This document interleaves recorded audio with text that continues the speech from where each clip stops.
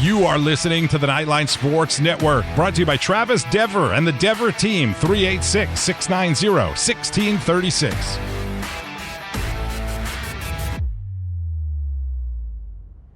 Knightline is brought to you by the Dever team, your source for New Smyrna Beach real estate and everything else New Smyrna Beach. Go to www.thedeverteam.com and call UCF alumni Travis Dever for all your New Smyrna Beach needs. 386-690-1636. That's 386-690-1636.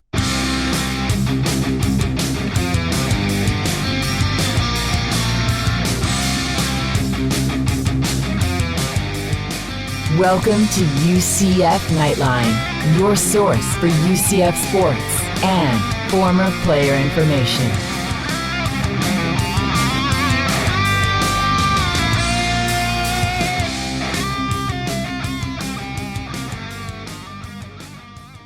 All right, hello Night Nation. This is Andrew Fegley coming to you from the 1148 studios, and this is Knightline 283 from the award-winning Knightline Sports Network. Joining me as always, Neal. This time. And Roger Vips. And on this week's show, what does it all mean? The ship that was sunk by Navy. Or was it?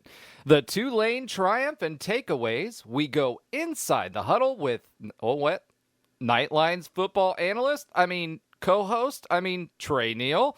Hoops Rewind. Last stop, Bahama's champs. The Tijuana Flats hot take of the week. And news and notes. alrighty. Well, Ben is off doing basketball commentary on TV for the, the Beach Blast or something up in Daytona Beach.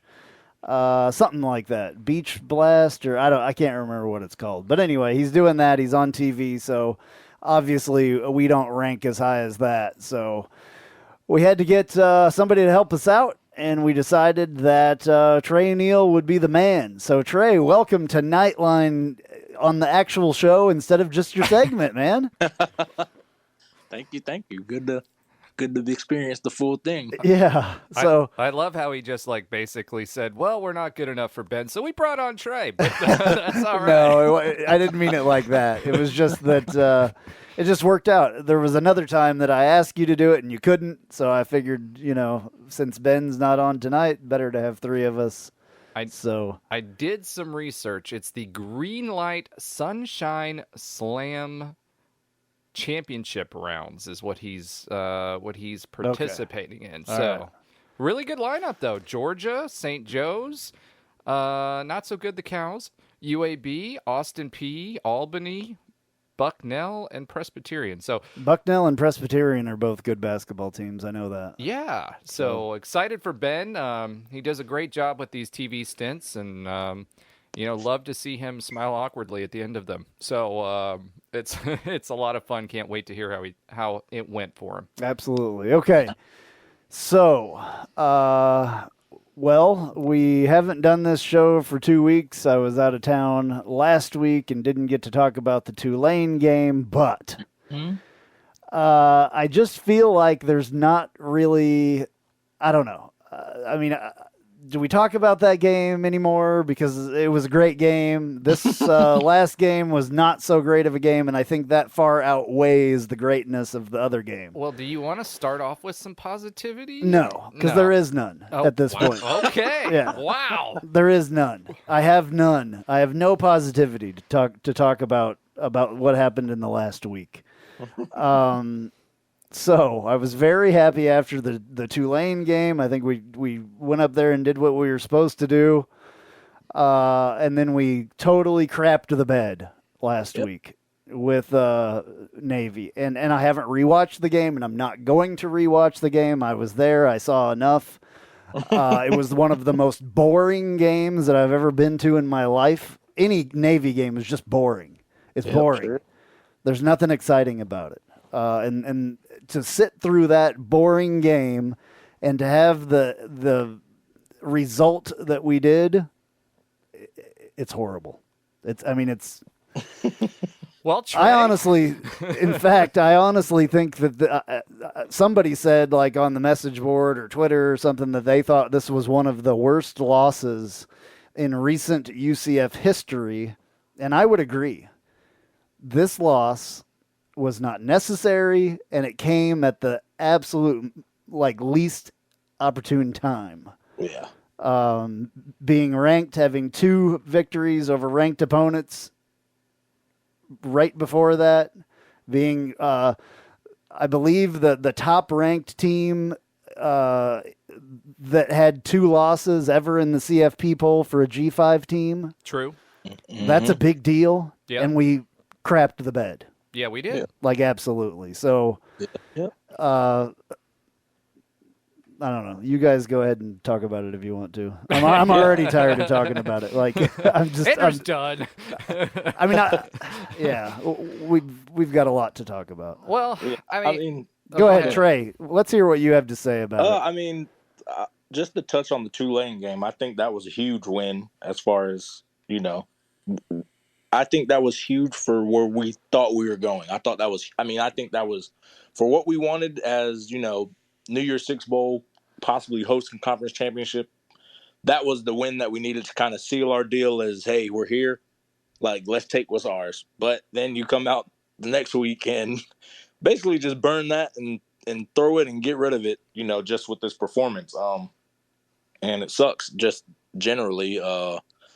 But I don't know, man. I think that's just been the MO of this team, sadly, is they're inconsistent. Like we said earlier, the highs can be extremely high and the lows can be, like we just saw, extremely low. So, I mean, that's the summary of it. We'll get into the details later, but that's been the MO this season is we never put it together, I guess, consistently. We kind of revert back after a great win. We revert back almost like we're looking ahead is what it seems like. Absolutely. Yeah. The Louisville game, that was just early. I think, if we play that game back, we beat them. But, as we get into week 6, 7, 8, those excuses, you're supposed to be gelling. So I think the loss to ECU, I think we were looking ahead. Oh, we might be able to host college game day, blah, blah, blah, lose that game. And then you get this Navy game. It's like, oh, we might be able to host a conference championship, New Year's Six Bowl, blah, blah, blah. Senior day. That's what I think it is. And again, we'll get into the details, but, that's not acceptable. Just, as a group, as guys that I know in the locker room, you can't look ahead because, again, everybody out here is on scholarship, man. Everybody out here is good. Yeah.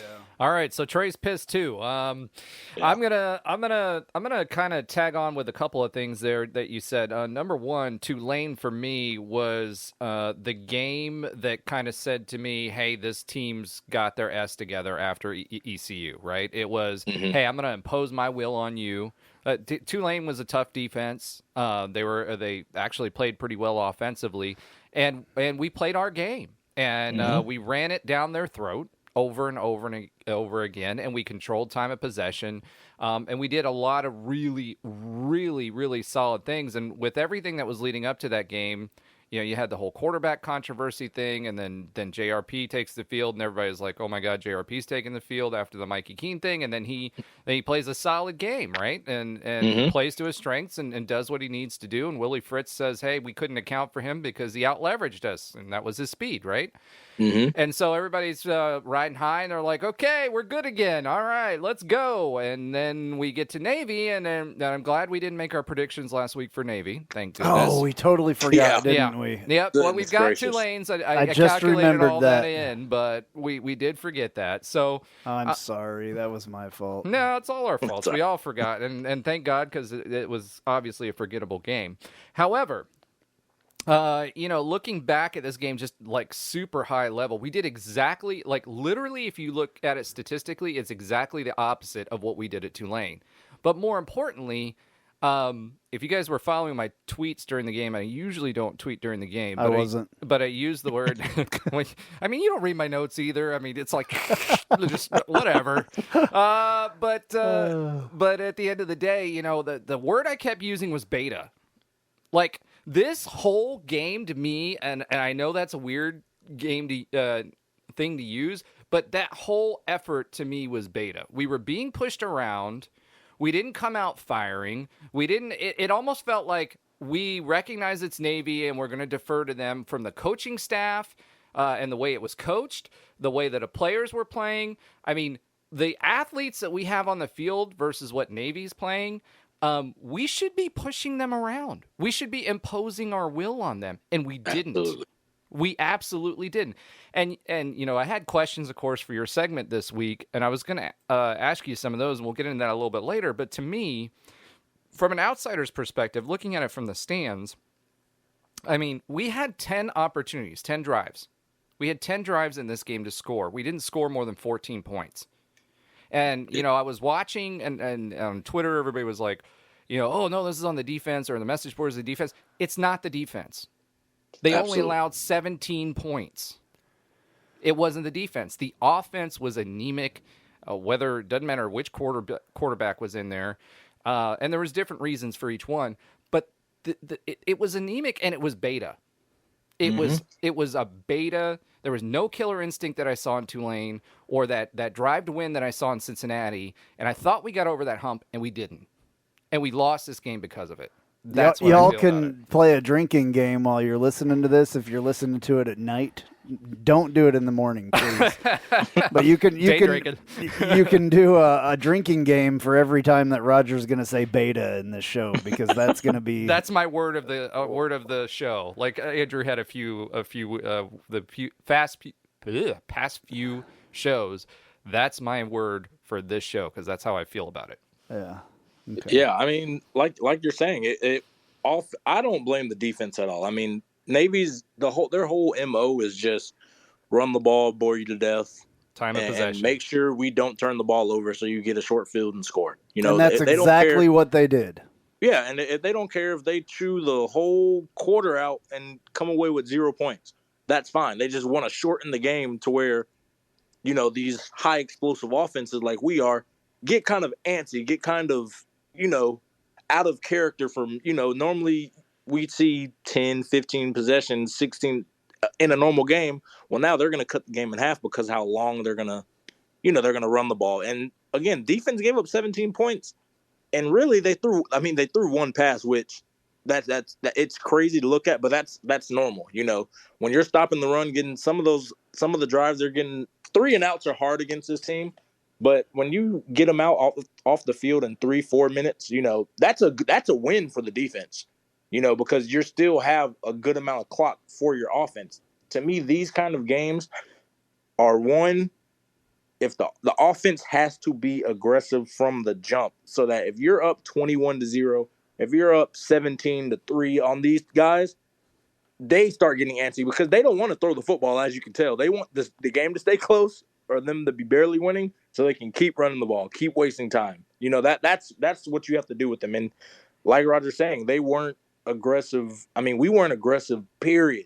I saw – well, again, we're going to get more in-depth, but I was so baffled at our play calling. I was baffled at just what the method – what was the reasoning behind everything this week? Like, I truly don't understand it. Like, especially from seeing, last week we were uber explosive, just offensively it was a great game. And I just don't understand how the game scripts can flip on top of his head like that. I mean, it looked like we didn't know what we were doing on offense. So I don't understand it. That first 4th and 1 set the tone for the entire game.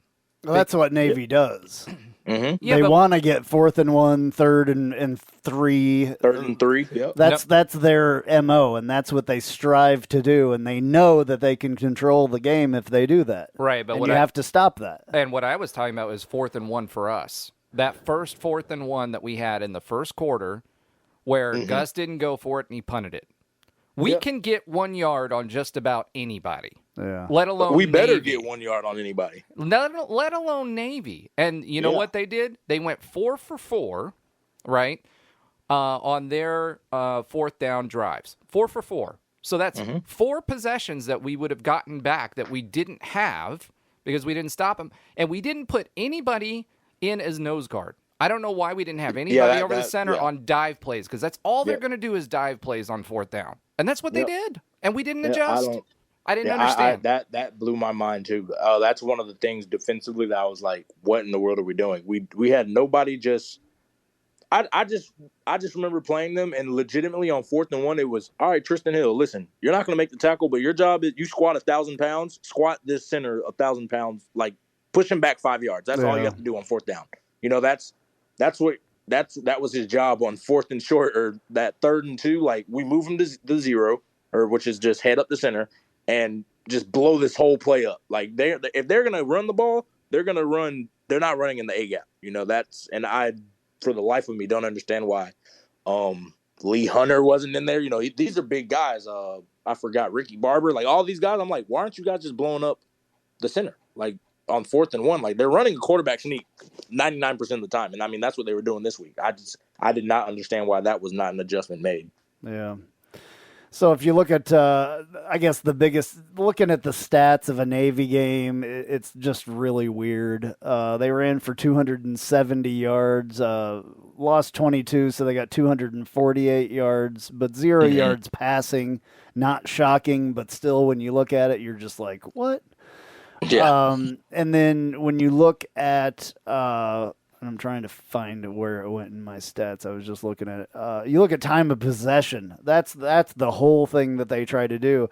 And I saw it happening, obviously, in the first quarter. They had the ball 10 minutes and 8 seconds of the first quarter. So that gave us 4 minutes and 52 seconds. Yep. The thing is, when a team does that to you, when a Navy team does that to you, any team does that to you, you have to score every time you have the ball. You have to. And if you don't, you know, it's going to turn out like this. It's embarrassing, to be honest with you. You play into their hand. That's what they want you to do is. And we played right into their hands. Yep. The longer the game goes and the score is close, they're fine running the ball the whole game. Like, 3.9 yards no per pressure, carry. whether they're down by a touchdown, whether they're up by a touchdown. They will still, that game script is the exact same. With normal offenses, because their offense is not outdated, but it's rare. With normal offenses, your game script changes with 5 minutes left to go and you're down 14, 5 minutes left to go and you're up 14. It does not change for them, you know, and I think that's why, like you're saying, you have to score every possession when you're playing these guys. And you look at the time of possession, they had the ball for almost 40 minutes. Yeah. You know, that's 2/3 of the game. And we had it for 20. Yeah, exactly. Like, you cannot punt. At 4th and 1 in the first quarter, like, I understand you might think, okay, our defense is going to get stops. They can get stops, but they're going to get 10 more minutes off the clock. Like, you cannot punt the ball on 4th and 1. Like, that's just, you have to trust your guys. And that's what I guess I not necessarily don't understand. Like, I think that's the disconnect with me is like, it's not like we don't have the athletes to make the plays. You know, we have seen this team make where it's just absurd how much talent we have offensively and how many people we can get the ball to, how many different skill sets we have. Like, to not be, like Roger said, to not be able to get 4th and 1, that blows my mind. To not even go for it that's what loses me. Yeah, like, it's when Gus mindset. normally goes for it. That's one of his things. That's what I don't understand. It's a mindset. I mean, look, punt, field goal, interception, TD, fumble, punt, turnover on downs. That's the game. Yeah. This team, again, that sounds just like a conservative game. Like, you're playing to not lose. You're not playing to win. I don't even think they were playing to not lose. I mean, we held them. They only converted on 25% of their third downs. That's it. Exactly. Like, I'm telling you, I was so confused, man. I just 57 offensive plays this game. 57. Yeah, I didn't get it. That's all we got. And we still outgained them.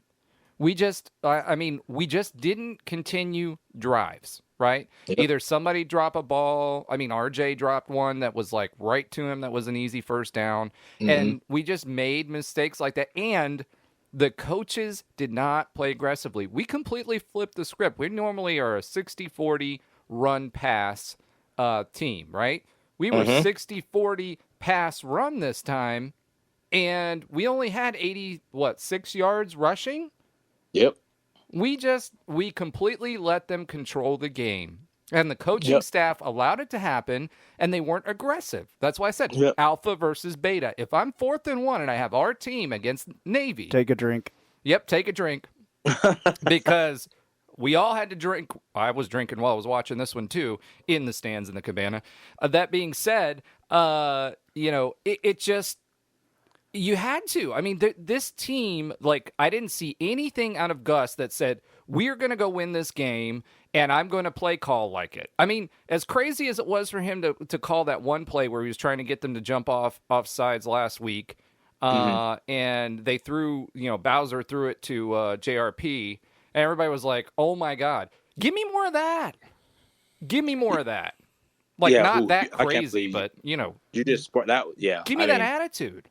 I get the attitude, but yeah, I completely forgot about that play because I almost jumped out of my skin watching that. But and he almost caught it one-handed. I mean, you can't be passive against these military schools because I mean I say that because like Army, Navy, they run pretty much all triple option teams.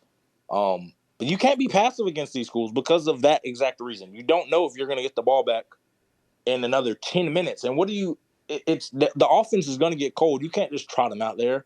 And then again, like as much as we've said, Mikey makes the offense better. You in this kind of situation in this game, you can't bring him off the bench. I was hoping he would pull the win for us, but JRP, like yes, he made some bad decisions, but I also didn't see him running the ball like he normally would run the ball. Like I don't. But they moved the ball. They moved the ball, with JRP, and that's where it's all with leverage. Because what they were doing, they were playing a lot of cover zero. Oh, yeah. Yeah, they were bringing Marshall. Did you see how far they were spacing him out to this outside of the line so that they could throw our running backs and our tight ends off on protecting It was a Mikey? great game plan. Yeah. Yep. It was all leverage. And what we did to Tulane last week, they did to us. It was like completely flipping the script. Exactly. And it just drove me nuts. I was like, you're seeing the same thing I am. And as Andrew's fond of saying, they're paid millions of dollars to make these decisions. Well, if I can see it on the 50-yard line, in 228B, and I can see it, and obviously, Trey, you saw it, and I know Andrew saw it, if we can see that from where we're standing, where's the adjustments? Exactly. And I think that's where that's what I don't understand is where's the adjustments? Because obviously it's not working. Because we're struggling early. So what we've normally been in the games that we've won that I've seen, especially, defensively, we make those adjustments at halftime and we come out and smoke teams. But I don't understand it. I don't know if they were just sticking to the game plan. I don't know if there was somebody that was hurt. I don't know if there was some kind of weakness they were trying to exploit or cover. I don't understand it. I didn't see really any changes. I know the one thing that sticks out to me was a 3rd and 6 in the third quarter with Mikey, and we max protect. We blocked everybody except 2. I'm like, why are we just running 2 routes on 3rd and 6? Like, and we got sacked. Like, how are we blocking 8 people and they're getting sacked? Like, that's where I don't understand what the game plan was. I don't understand what the thought process was. I really don't. Where's the short throws? If they're going to pin their ears back, why are you not throwing it? We've done it before. Exactly. Where's the short throws? You got Mikey King, put him in a 2-step, or pass it to him in the shotgun, drop, get the ball out, or pass it to him in the shotgun, get the ball out. Yep. There's no reason we couldn't have done that. It really blew my mind. This was, and again, I don't like putting, blame on coaches because at the end of the day the guys are playing, but you can watch and see, the adjustments aren't being made. I don't know if truthfully, I don't know if this is just the guys not doing it or if the coaches weren't doing it. But to what it looks like, we were just calling the same plays running in the first quarter. We were running in the third and the fourth. Like I did not understand that. So, well, Gus Malzahn is now 0-2 as the UCF coach against Navy. Luckily, we don't have to play Navy anymore for quite a while. Hopefully, yeah. Because Navy is Gus's bugaboo. Like, it is exactly, his worst nightmare, I think, because last year it was the same kind of thing. It wasn't as bad, though, it didn't seem like. So Nope. No, they had to come from behind last year, and we had the block punt and everything else where it kind of fell apart at the end. We were ahead.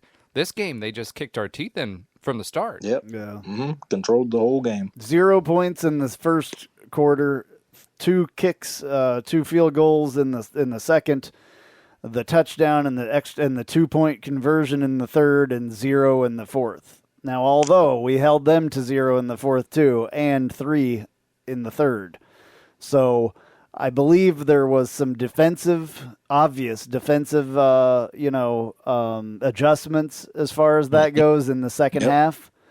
But the offense, like you guys have said, just did not adjust, or the offensive line to me didn't look good. No, it was bad. And then obviously when they play cover 0, you have to pull out another guy to block from somewhere, a tight end, a running back, a fullback throw in there, whatever. But half the time there was nobody there to block that extra guy.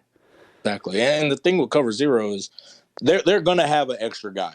That's why they do it. But you cannot tell me that Ryan O'Keefe is going to lose one-on-one to a Navy corner. And that's no shade to those guys. I just see like Ryan O'Keefe, I see our guys, Kobe Hudson. I see our guys. These guys, I know for a fact they think they can play in the NFL. Most of these guys on Navy are not playing in the NFL. I'm just being honest. No, and the reason... And that's where I don't... Like, that's the disconnect for me. Like, these guys, if you're calling cover 0 most of the game, that means they're one-on-one. Get the ball to them. I don't care how you have to do it. I don't care if they're running slant. I don't care if they're just running fades. And we saw Or run on some of the fades they won. Run a bootleg to the other side and toss it over there. We've done that before. Yeah, and that's where, to me, you just have to be like, listen, this is a talent discrepancy, and it's a huge gap. We just have to get them the ball. Like, And I that don't know goes how back else to the say lines, it. too. I mean, that goes back to the lines. Although the PFF grades were actually decent during this game for both lines on pass pro and for the running game. But at the same time, it's like we have, to your point, the athletes that we should be blowing them off the ball. Yeah, and that's the thing about the run game, too. These guys, like I remember one of my friends told me, he's like, you're not going to see any naval kids that are 330 pounds because they're military guys first, They're up at 6 o'clock in the morning doing all their marches and stuff. They're not going to be big kids. Well, and that's the reason. The lack of talent is the reason that Navy and the service academies play. That's the why style they that they option. do. Exactly. Yeah, the triple option. Yeah. That's exactly it. That was the point I was trying to make. Because it's a discipline thing. Triple option is nothing that is it's physical, yes, but as far as the players you need, you can teach any level of kids to do this and be very effective at it. Like, it's not a differential skill, football skill wise. It's just, it's challenging for the eyes defensively, and you have to be sound in everything you do, or it's going to be a touchdown. I don't know how many times that I was watching the game and my eyes were on the guy that I thought had the ball and somebody else had the ball. You know what I'm saying? I mean, that's it's what's so confusing. I mean, luckily, I never had to play against him, and I know you have. You've played against him. Exactly. It has to be just mind-boggling to see what they're doing and to try to defend that. Yeah, it's they do it to put probably you to as sleep. a safety. You're probably in a better spot to try to defend it, just because you're farther back down the field, and you can see it develop in front of you a little bit more than the linebackers can, because it's it's happening right in front of them. So, but they didn't. That's they didn't why even it was pitch. I never really, I guess, struggled with it because, like you said, I remember me and Kyle, like Kyle Gibson, we're playing 8 yards back, and we were never the first ones to the ball. It was always, you guys are extra hitters, you're extra, just slow play it, because if they do throw it, we need your backup. And most of the time they're only throwing it to the corner who's manned up. But like our eyes, I think all we did, we looked at either if there was a wing in front of us, we went from wing to guard. Like, that was it. Yeah. So we're always slow. Linebackers, of course, and D linemen, they're just getting cut the whole game. Yeah. Well, they couldn't even do that beyond the line of scrimmage anymore. They changed that since you played. So like, it's almost like, don't get me started. it's and when I'm not knocking the defense, because for the most 95% of the game they played well. They played very well. They were sound. They were getting off the field on enough third downs. They punted the ball enough that we should have won this game. 100%. They played well enough for us to win this game. There's no excuse for us to put up 14 points on Navy. None. Absolutely not. Not with this group of talent that we have on the field. And I would rather lose how we lost last year with just things going wrong versus Navy. Because we're scoring points and things going wrong. You can fix that. You cannot fix, how we just lost. It's ineptitude. That's the frustrating part is you can't, like you said, you can't score 14 points against Navy. Not UCF. If we're USF, okay, that's whatever. But not Gus Malzahn either. I mean, this is what he's known for. You can't be exactly. You can't be an offensive. He's one of the highly thought of offensive guys. Just throughout his career, you cannot do this. This is unacceptable. I think every coach has one team that's kind of in their head, and Navy is definitely in Gus's head. Just period. I mean, and it rolls. Crap rolls downhill, So yeah, I think if the team is so far in Coach Malzahn's head that it probably gets in everybody else's head as it goes. Well, the funny thing about it was one of the before I've done a couple of other engagements in between the last show and this show, and one of the things I talked about was Gus in his press conferences talked about how much he had thought about this game and how he had circled, his demeanor changed, everything. I'm like, how are you so unprepared? They're not doing anything crazy different. Yep. I don't know if there's no scheme changes. There's no. They're not bringing out any new trick plays that you could expect. You know exactly what you're getting when you're playing Navy. You're getting triple option, and you're getting what they did on defense is what they pretty much do all year. They just run zero blitz and hope. They didn't pitch. They did the dive. That's how they won this game. They won the game with the dive, which is straight up, line to line, over the nose, in the A gap. I'm going to outrun, and they did it for 3.9 yards per play, which means they're getting a first down. Yeah, they're going to run 4. That's the other thing I said. They're going to run 4 downs. So you got to stop them. Yep, that's all they want. I remember when we were I remember a chant in Little League. It was 3.4. That's all we want is 3.4. Like 3.4 yards. You run that 4 times, you're getting the first down every single time. Like that's all that they want. And I think that's all they wanted. Whenever we got them behind the sticks, for the most part, I remember they punted. If we got a tackle for loss or if they tried running pitches and we used our athletes were getting in the backfield, they were punting the ball. And I think. Again, it was straight up old school fullback belly dive. That's what they call it. And he would get 4 yards, 5 yards, get up, run it again. 4 yards, 5 yards, 3rd and 1, 4th and 1, quarterback sneak. And now you have the rule where you can push people in the back. Just go ahead and do it. Yeah. So they punted 6 times. We punted 4 times. So, I mean, that. Yeah, that's punt 4 times against Navy when you only have 5 minutes or 4 minutes or less as your time of possession in that quarter, and it's just over. You're shooting yourself in the foot. We moved the ball in the first half. Even if you're talking about the field goals, we were still moving it a fair amount of yards on that. It wasn't like we had field position and only had to move it 10 yards and we were within field goal range. So hats off to Colton Boomer, by the way. We don't have to say Obarski anymore. I mean, no shade on Obarski, but kind of, right? You know what I mean?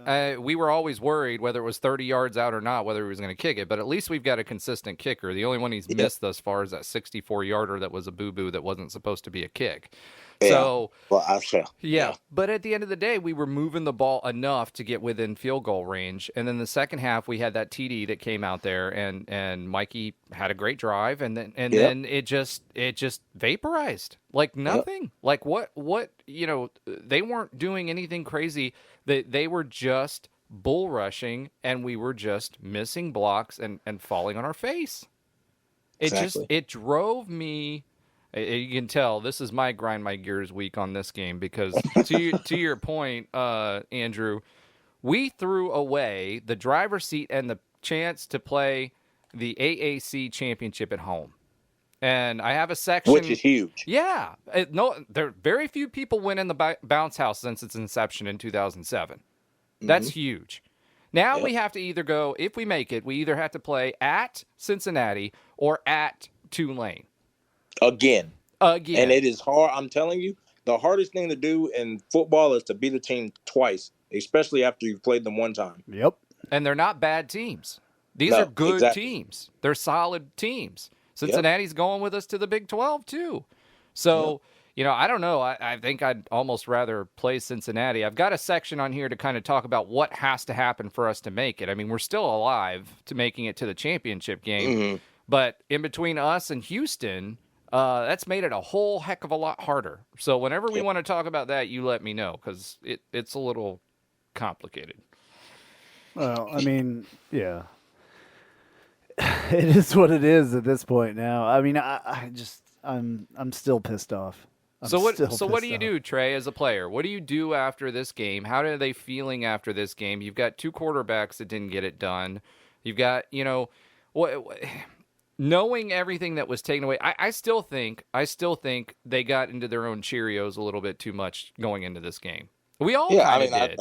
That's what I think it was ultimately, because to me, it's unacceptable to lose this when you have so much in front of you, and that's the only thing I can point to this performance. Do you remember what I said to you at the tailgate, Roger, before the game?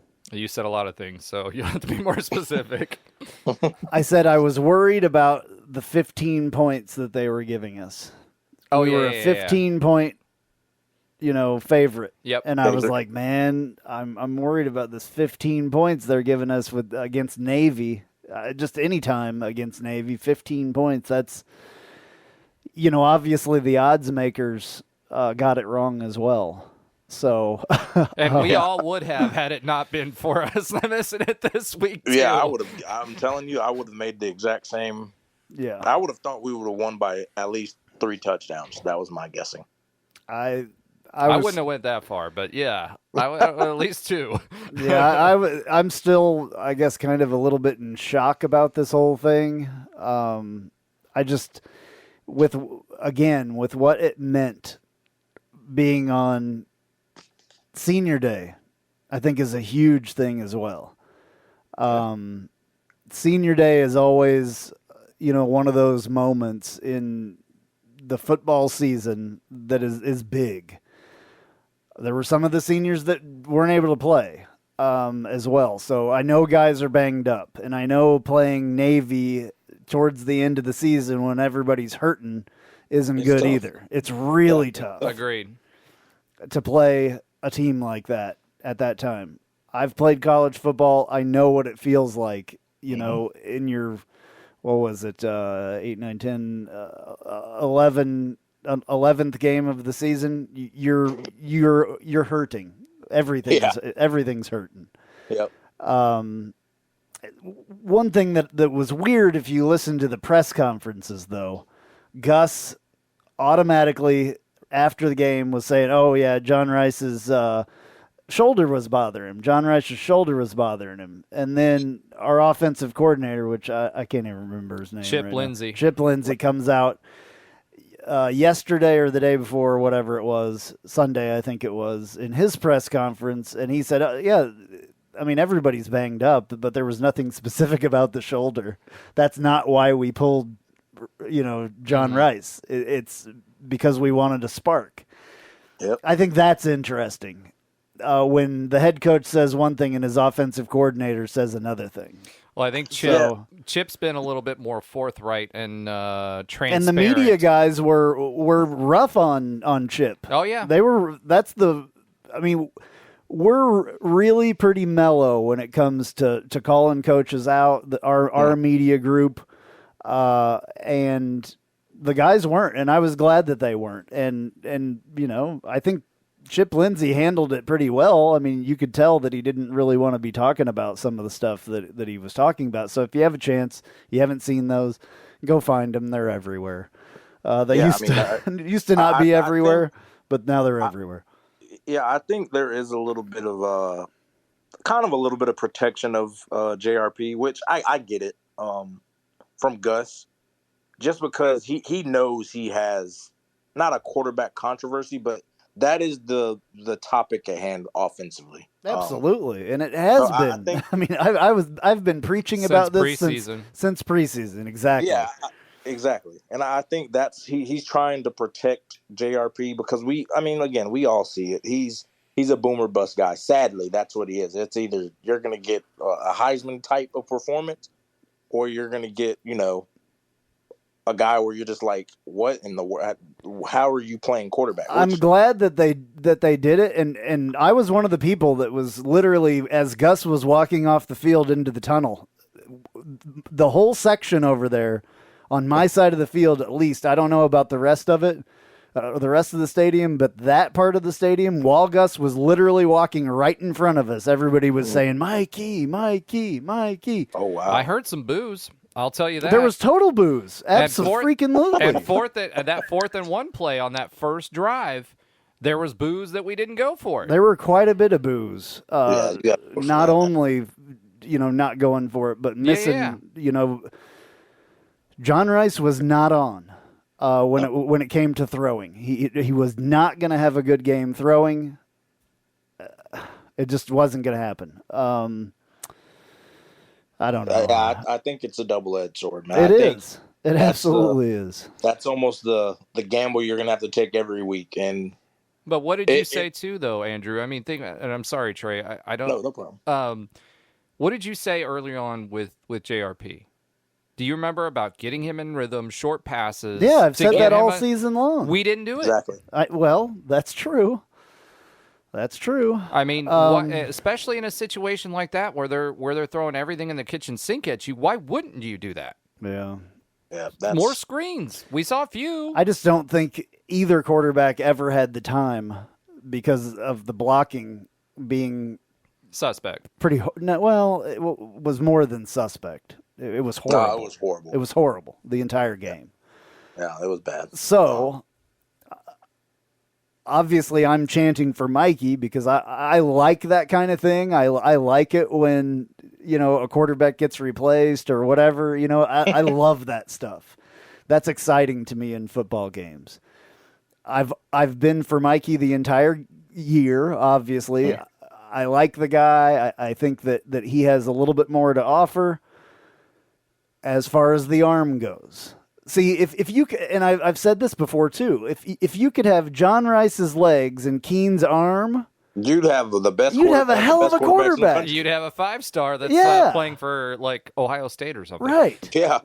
But we have one guy that has an arm that can't run. We have another guy that can run like with the absolute best of them. JRP is probably the best athlete on the entire team. Absolutely. As far as running, I mean, he's one of the best athletes in college football for running. Period. Yeah, it's crazy how fast he is. Right now, let's see. Let me find. I was looking at this earlier, looking at the NCAA stats again, and he's still, I think he's the third. He was the number 1 quarterback with the most rushing yards, and he was like the third best running back in the AAC. Yeah, that's. I was looking at total FBS. No, I know, but I'm just saying, that should tell you something too. That this is a quarterback. Still, though, even after this game, we still have we were a little higher. I think we were in the top 5 in offense in the FBS. Now we're number 13, which is still crazy. I mean, that just shows it is crazy, and that's the disappointing part, I guess. And how are we still in the top 25?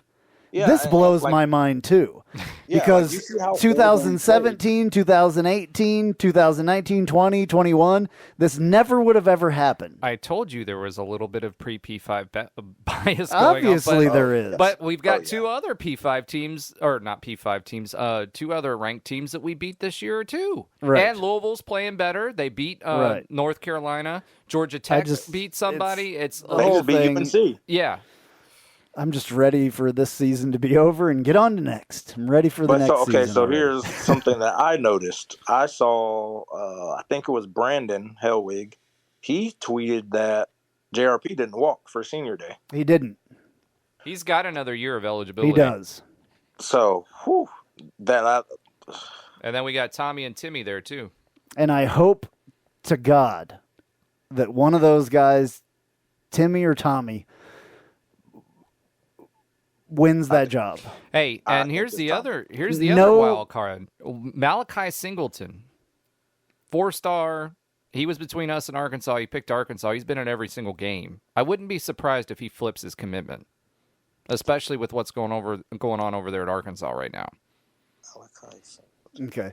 Well, anyway, yeah, I just hope that one of those, Timmy or Tommy, steps up and we can put this JRP thing to bed, and maybe he can be a running back because we'll need some running backs next year, or a wide. He would be a great running back.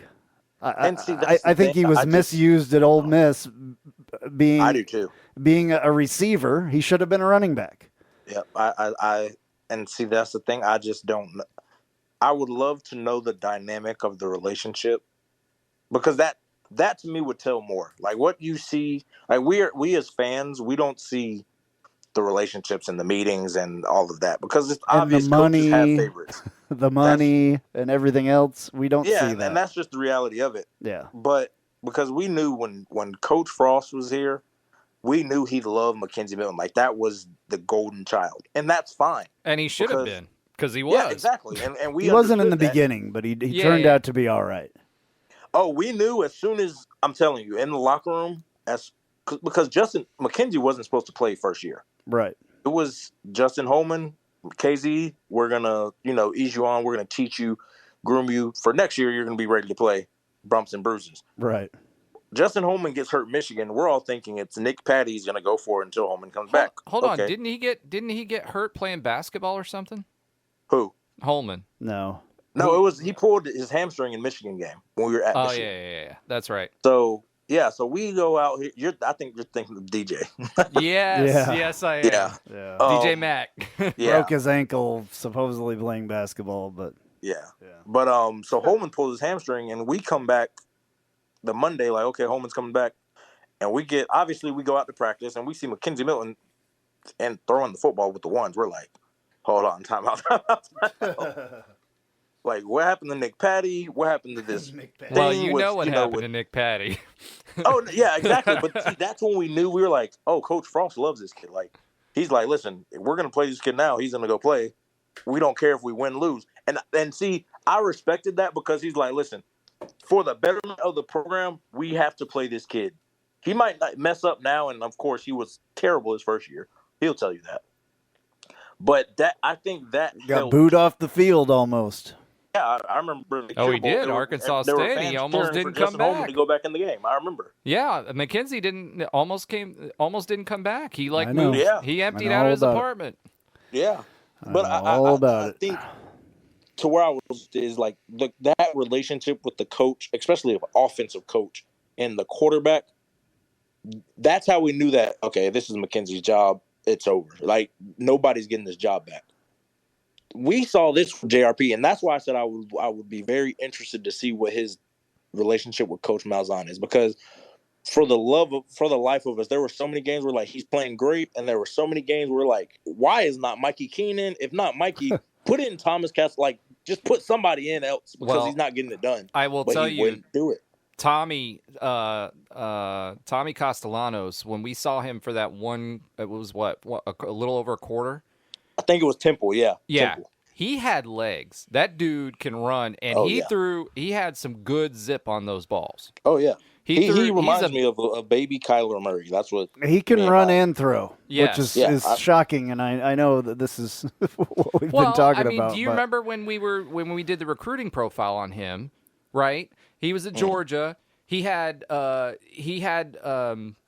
like the state leader in history in high school football in passing and throwing. This is a good, very good quarterback. We saw flashes of it before. They put him in there when there was like 2-3 minutes left and they were running the clock down. Mm-hmm. But when he was out there for a quarter, you watch him throw the ball. That he had zip. He's got good arm strength, and he throws a tight spiral. And I would not be surprised. And I know Andrew's been talking about Timmy too, because we saw Timmy McClain when we played him when he was at USF. Yeah, when he was at the Cows. And when he was there, he played really good, and he was a highly touted quarterback as well. I mean, if you go look back at his offer list, he had some significant offers. So, I think you've got two quarterbacks there. Honestly, I would play Tommy over JRP. 100. That's what I'm gonna be He's honest. got both. When he got hurt, when JRP got knocked out in the Cincinnati game, I was like, "Oh, they're putting Tommy in right now. His red shirt's done." Like, that's what I think they're saving him for, is they don't want to burn it. Yeah. But I was at that time, I'm like, "All right, this is done. We're going Gus with the freshman." said prior to this game that they were trying to save Mikey's red shirt too. He said it in the press conference. Finally, that's. So That's clearly Gus was not happy with JRP if he switched him like that. Yeah, that's we have a predicament on our hands, man. It'll be interesting because to me, I would have burned Tommy's red shirt then.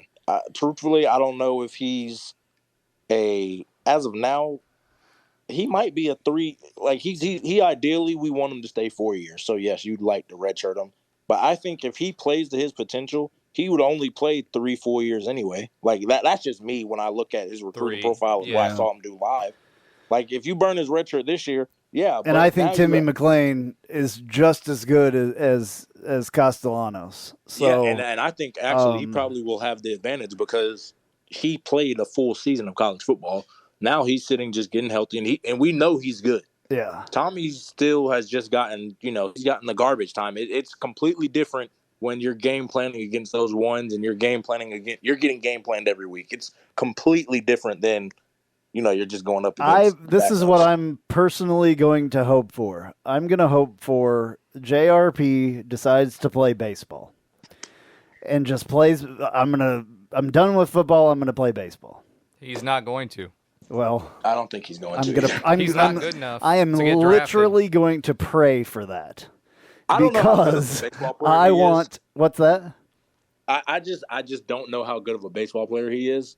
I think that plays a decision too. I think if he's just a bench guy who was a rotational piece, I think he comes back. I think if he's a stud baseball player, then he should just go play baseball. And truthfully, he was the former, not the latter, at Ole Miss. So okay, so again, I think that he's gonna end up coming back. But I don't think he comes. We don't need another year of this. We do not need another year of this, especially our first year in the Big 12. We do not need this gimmick of a quarterback. It's a gimmick. And especially if, some of these teams like Oklahoma Tech, I think they stay one more year, correct? Yep. 2. Yeah, they'll be in for 2 years. At least one. Yeah, so you're talking about, just because I've watched him, you're talking about a Quinn Ewers who, he's an NFL quarterback. I've watched a couple of his games. He's got some NFL. Those are some NFL players he's playing with. And I know they're Texas, they lose. But they have a solid roster that's littered with 5 stars everywhere. You can't just go out there. JRP's not going to be the best athlete on the field that game if we played them. And I don't think a lot of the games in yeah, like the Big 12, yes, we're ready to compete. But the talent there is a talent difference between the Big 12 and the AAC. It's not this huge gap that the media portrays it to be, but there is a talent difference just because of the schools. You're talking about a lot of these Texas schools. You're talking about some of these. Look at Kansas State now. Look at Kansas. Like these are not slouch football schools, and these are big time Power 5 money. They're going to get Power 5 players from their area. Like and that's been doing it for a very, very long time. This is the biggest difference. And I think that's this gimmicky type of style of quarterback that JRP is now. Who knows if he develops next year? But as of right now, it won't. It's going to be a lot more difficult, and we're already struggling against teams that we should beat now. The fan base will give Gus and the team 1 or 2 years in the Big 12 before they start expecting competing for upper level or championships. I don't think so. Our fan base is so. I need to tread lightly. If our fan base is watching these, I don't think they're going to give them 2 years. I think next year. See, this year we shouldn't have lost a game. Truthfully, this year, my honest opinion, that we were the less talented team. So next year our record next year, I would be aiming more for 8-4, 9-3. Not like how we're playing now is how I expected us to play next year as an adjustment year. Especially with the younger guys, some of that freshman class that just came in, they're going to be younger, like that's what I was thinking. I don't think he's going to have, I don't think 6-6 is going to be good enough because I look at the talent on these teams. We have more talent than some of these Big 12 teams that we are scheduled to play. Yeah, absolutely. And that's where so I don't give that an excuse. Like, yeah, it's a Big 12, but guess what? It's still football at the end of the day. It's not like we're jumping from the AAC to, go play the SEC. Like that is a difference mostly because of the O-line. But skill players, I don't see there's no excuse why we can't put up offensive numbers. Well, we have and we SEC can't make a lot of plays players on skill defense. players. All of our players are SEC players. Yeah, especially the skill guys for sure. Yeah. Like for sure, I'm telling you. Even when I went to go play at Nebraska, when we played in Ohio State and Michigan, I tell them all the time, those skill guys at UCF are just as good, if not better than most of these guys. You just don't see them on TV every week. They don't have the blue blood power backing them that's pushing this agenda of how good they really are. Like, that's just the reality of it. And I just think now when we get to that point, we got to win games. We can't be putting 14 points. I don't care who we are or who's coaching. UCF has always had enough talent. 14 points on offense is not good. I don't care who's coaching. I don't care who's a quarterback. I don't care about any of that. Yeah. Just truthfully. Well, getting back to the fan base, and I'm going to tread lightly here, and I'm going to include myself in this as well. It would be nice if we all just used the 24-hour rule. when we have these games, and yes, Andrew's the one that's being like, I'm trying to be cautious here. It gets a little crazy after some of these games, and things understood. Things are said that shouldn't be said, and things are, I don't know, just it kind of gets out of hand, and we start like eating each other, and it's just. Yeah, I will say that on Twitter, it's a little. I'm like, holy smokes! I'm not a big fan of Twitter, zone. To be honest with you anymore. I haven't been for quite a while. You can tell that the Knightline, account doesn't tweet very often, and that would be me, the only one that has access to it. So yeah, it's just. I just think we need to chill just a little bit. I don't care how bad you think Gus was this year. You don't fire a coach that has had the season or, 2 years into his contract. And I mean, I still think we're lucky to have Gus. I think we're lucky to have a quarterback, a coach with the distinction that he has. He's been through a lot. He's been there for a long time. He's one of the masterminds of college football. Now, is he stubborn? Abso-freaking-lutely. Does he sometimes, boggle your mind with some of the play calling? Absolutely. But you don't just... First of all, what's out there that's better? And people will bring up Scott Frost. That's not going to happen. I'm just telling y'all right now that ain't going to happen. That's a 100%. Not going to happen. That won't ever happen. I don't think ever again. Sadly, as much as I would love it, but I just it doesn't make sense. It doesn't. Yeah. I just we all just need to take a deep breath. I will say this. I don't want to come off as if he needs to be fired because I actually think he's the perfect guy for the job. I do too. Of going where we want to be, I think he's the perfect guy because for the job. He's been there. Yep, it's exactly. more important to have coaching big time football.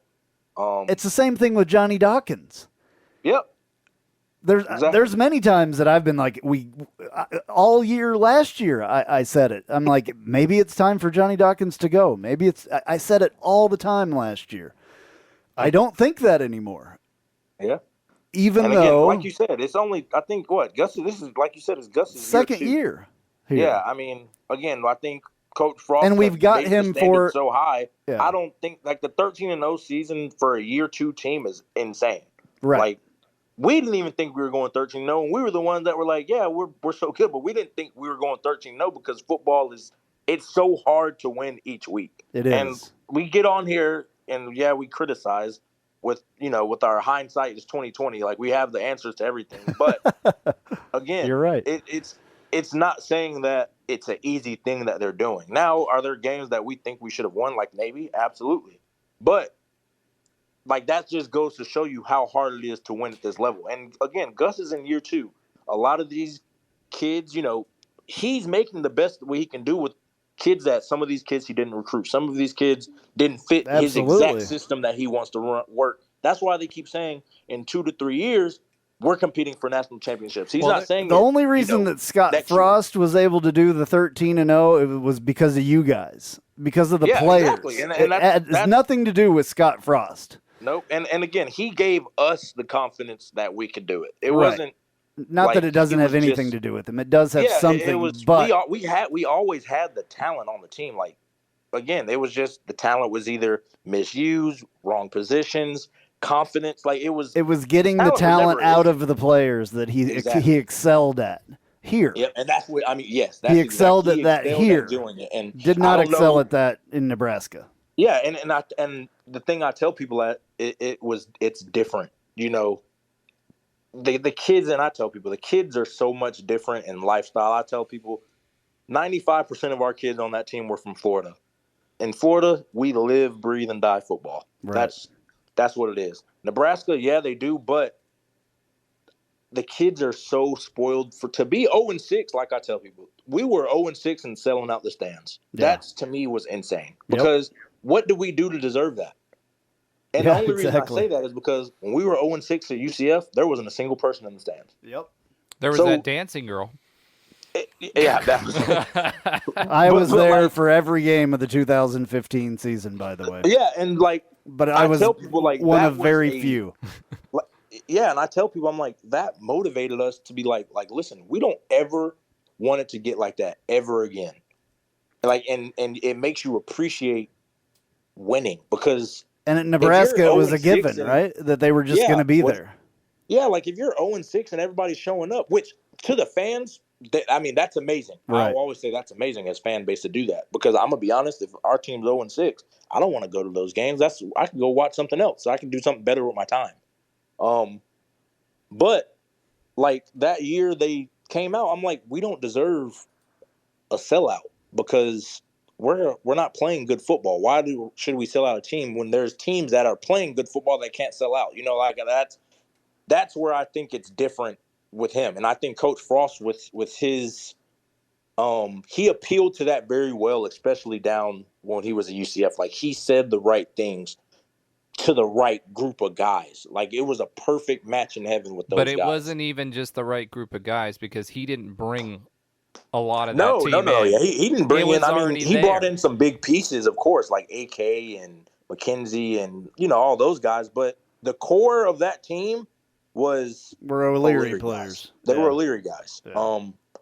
The guys that were, when the rubber met the road, who was talking, who was yelling, the rah-rah, O'Leary guys. Because we've been through it. We were the ones that went through it. His guys didn't go through 0-12. Right. You know what I'm saying? And it's not a knock to McKenzie or Adrian because they were key pieces in the success. But they didn't see what we had saw. They hadn't seen what, again, 2015, there's 100 people in the stands. You can count them with your finger. Some of them have paper sacks over their head. Yeah, they can go through, what are we practicing for? And, we're going to get killed on Friday, Saturday. The coaches don't care. Why should we care? Like, they didn't understand that. Ooh, hold on. You just said something there. The coaches don't care. I heard some coaches before they left a few weeks before the season started cleaning out offices. So. Oh, yeah, but that's because they knew that was. The writing on that wall was inevitable that they weren't coming back. Especially, I think O'Leary resigned, quote unquote. Well, what's funny? 0-8. What's funny is Coach Key is turning Georgia Tech around right now. I don't want to get off topic, but I wouldn't be surprised if they brought him back. Because I think that's his alma mater, if I'm not mistaken. It is. Georgia Tech, yeah. Yeah, so, that win he had was a big win. And I think he won the first week when He did. Jeff Collins got fired. I think he won that following week, and then they go beat UNC. Is he the interim head coach there now? He is. Oh, I didn't know that. He is. Yep. Interesting. Hey, let's. We're an hour in. Let's take a break really quick, and then we'll come back and we'll talk a lot more. Obviously. Cool. Hey, this is Travis Dever, Kai's Real Estate, the Dever team, New Smyrna Beach. Your source for real estate and everything else New Smyrna Beach. Proud sponsor of Knightline. Call me anytime at 386-690-1636. That's 386-690-1636. Let me show you my hometown, New Smyrna Beach, UCF's favorite beach. Go Knights and charge on. An auto accident can change your life forever. At Chad Barr Law, we are raising the bar on what to expect from your personal injury attorney. Hi, I'm Chad Barr, and I want you to know that our entire team is dedicated to providing you with the representation you deserve in your greatest time of need. If you or a loved one have been injured in an auto accident, call 407-599-9036 for a free consultation or visit chadbarlaw.com. At Chad Barr Law, our clients come to us in need and leave as family. Offices, Altamont Springs.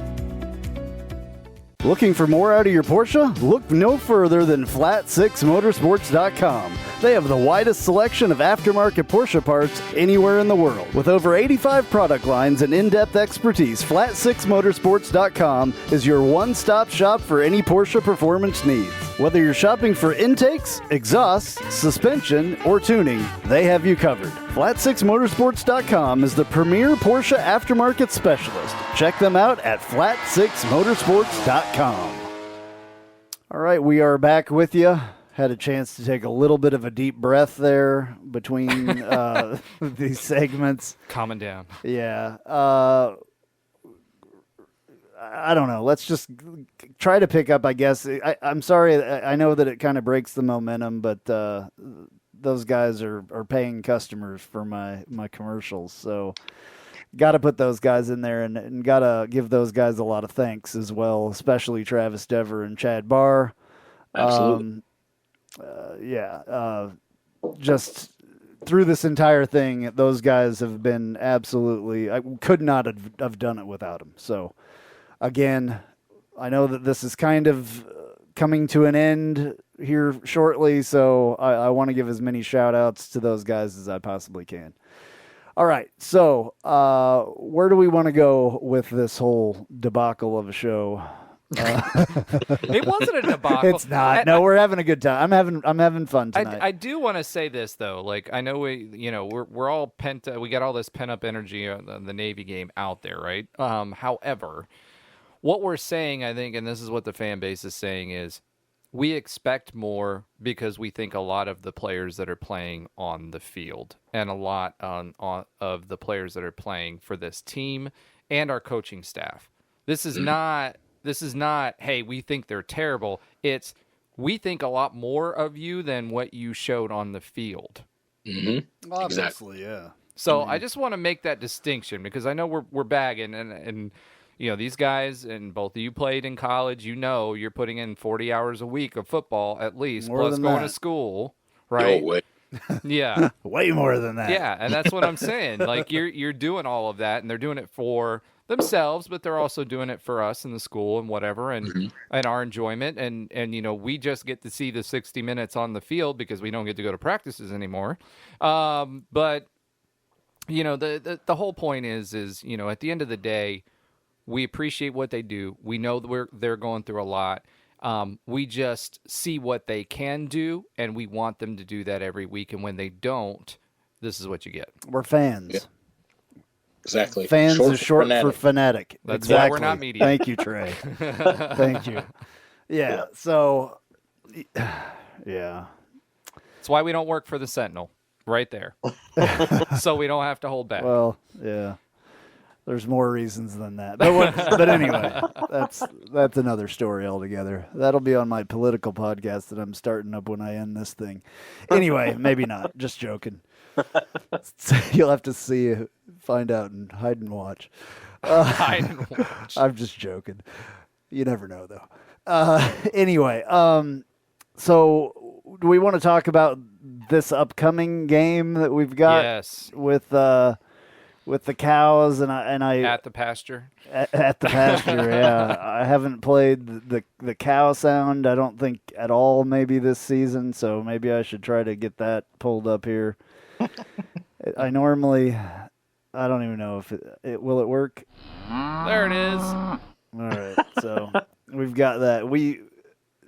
Trey, I don't know how long you've listened. Probably not very long, but used to be every time we mentioned the cows, I would play that. Like you said the cows, or somebody said USF or whatever. I would instantly play that thing, and I haven't. My finger has not been on the trigger recently, so I felt like that maybe a couple people would get a kick out of that. All right, so not Black Friday. No. Which is a bummer in itself. But an evening game on a Saturday? Yeah. And what I just liked it because it was a night game all the time. Well, when I played it, at least. Yeah. And it was Black Friday tradition, so this doesn't feel the same, in my opinion, because that was kind of a special spot that we had for that game, and now we don't have that spot anymore, which is I don't know how that happened or why that happened. Because the cows didn't hold up their end of the bargain and are 1-10. That's exactly why. Yep. Serious. Probably, yeah. I mean, think about 2017. That was a heck of a game. There was it's always been a heck of a game. They were ranked. Well, yeah. I mean, it was always a tough game. It's a rivalry game. Yeah. But, they were ranked. We were going into it ranked. This was for all the marbles and going to the AAC championship and everything else. And oh, yeah. They were happy to have that one flexed. Oh, my goodness. For the Friday night. I will still. Friday, I don't know, Trey, if you've heard this story, I will never forgive myself. So I used to do a post-game show at Burger U. After the show, it was on YouTube, and that's how I wound up getting on the radio and everything else. But I would do a call-in post-game show, and I would be wasted half the time, and it was really fun. And I didn't screen any calls, so every once in a while somebody would call, and it'd be some weird thing. And we just had a lot of fun. I would do it half the time with like hardly any voice because I was screaming so loud in the stadium. During that game, right before Mike Hughes ran that kickoff back, I left because I had to go set up my stuff at Burger U. So I left, and as I was walking between the stadium, in between where the buildings used to, the field house and the football building, you could walk through there. I was about, probably halfway through the soccer field there. Yeah. Along the fence. Exactly. And I hear the stadium just go freaking crazy. Yeah. Like it rattled the entire campus.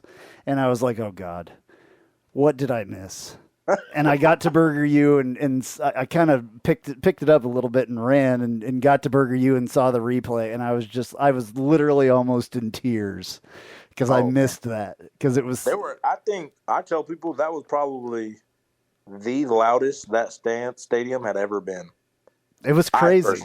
I mean, hearing it from outside the stadium and knowing something crazy just happened, I was just like, I was so mad. I was in tears because I was mad that I had to leave to go do that show. And I loved doing that show, and it was a blast and all that. But that time, I was not happy that I was so mad. Yeah, I remember there were a couple of. I remember when Mike Hughes took that kick return back, there were a couple of guys who were crying on our field. Oh, I'm sure. And I was like, my role on the defense was to always be cool, calm, collected, get everybody lined up, make sure everybody know what they're doing, right.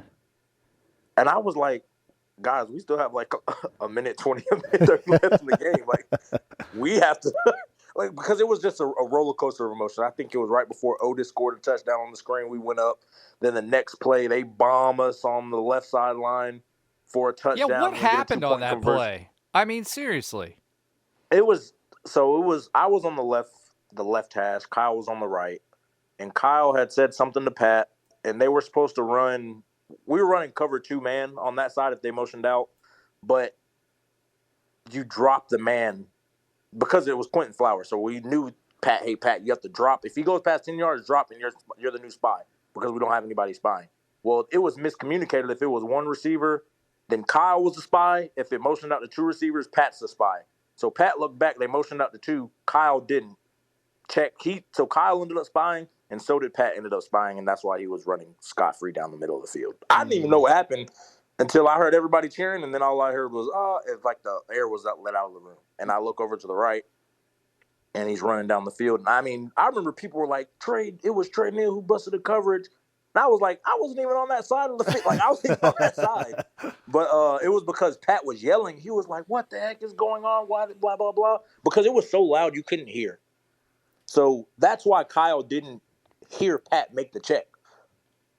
And that's, I mean, it's water under the bridge now. But Pat was pissed, and I've never seen him that mad. But I was like, Pat, cool down. Like, hey, man, we're still up 2. They got to get a 2-point conversion. Then they ended up getting a 2-point conversion. So, I mean, but I really enjoyed watching that guy play. By the way, Pat Jasinski was one of my favorite players. Awesome. He was awesome. Just like a old school football player.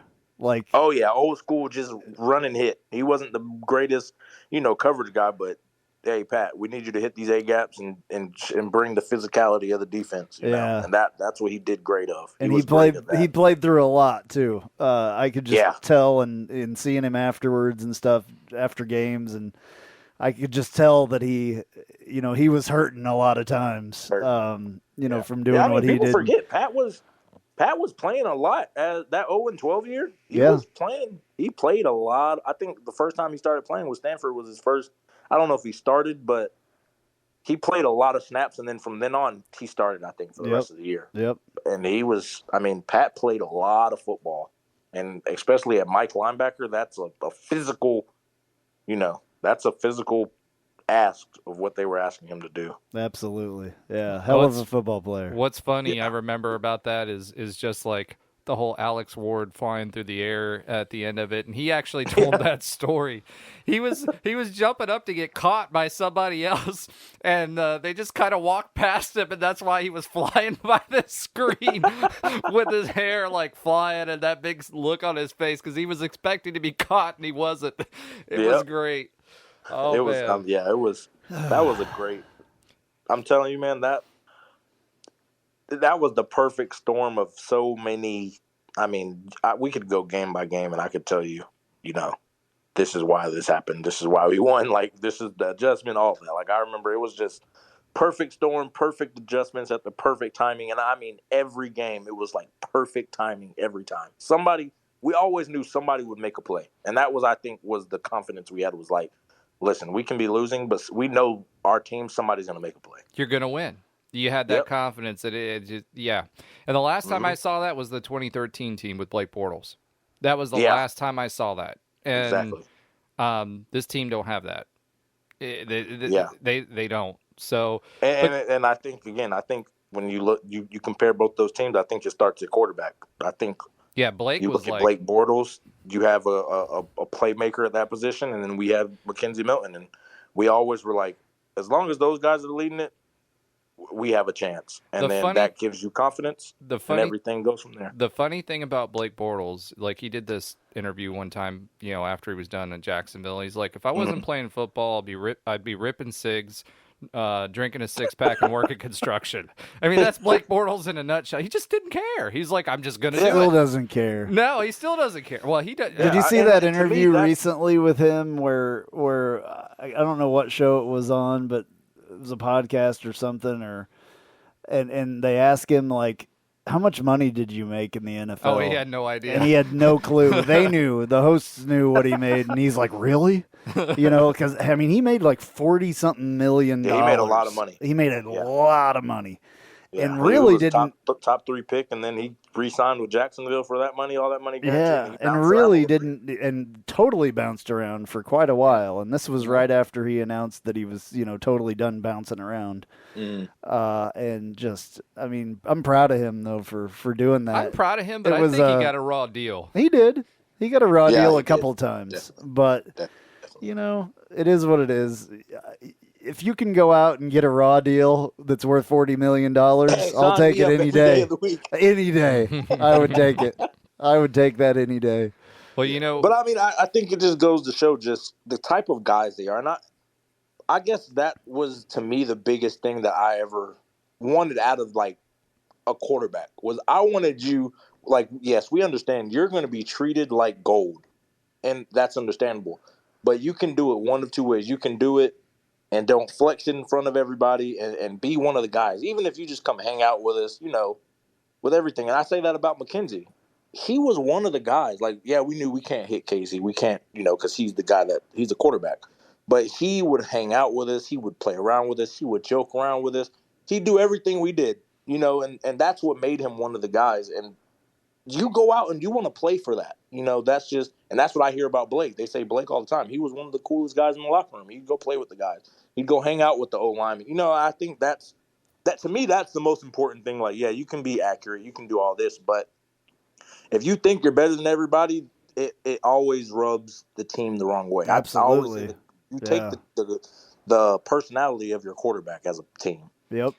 And your coach. I think that's the 2 and 2 go hand in hand. Absolutely. So we I had a little section here on our preview for the Cows on favorite series moments, memorable moments, and the series at large, because this series comes to an end and it's not scheduled for the foreseeable future. So, initially, good riddance. Well,